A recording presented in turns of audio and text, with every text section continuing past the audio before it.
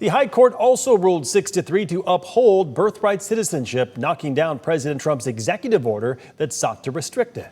The court's decision leaves in place the understanding that anyone born in the United States is a citizen, even if that child's parents are not. KREM 2's Christian Garza joins us now for a look at local reaction to this ruling.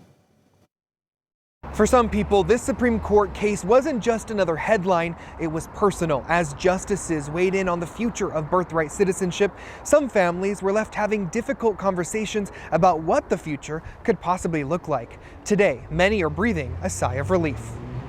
After 150 years since it was established, the possibility of a future without birthright citizenship was discussed and ultimately rejected by the nation's highest court. How many people would be impacted by this? For months, Jesus Torres, the interim executive director for Latinos in Spokane, says he's been keeping a close eye on this case. My parents were both undocumented when I was born here in the United States. I was born in LA.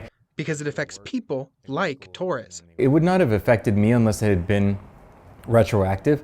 The 14th Amendment was adopted after the Civil War, intending to make sure black people, including former slaves, had citizenship, although the citizenship clause was written more broadly, granting citizenship to everyone born on U.S. soil, with some exceptions, like children of foreign diplomats being born in the U.S., since diplomats are not subject to U.S. laws, or children born during a foreign military occupation of the U.S., which has never happened in our history. The Trump administration argued in Supreme Court filings that birthright citizenship requires being born in the U.S. and being completely subject to U.S. political jurisdiction, and that children of people in the country illegally or temporarily do not meet that test. Speaker of the House Mike Johnson says if there is an avenue that Congress can play to resolve birthright citizenship moving forward, they're interested in doing so.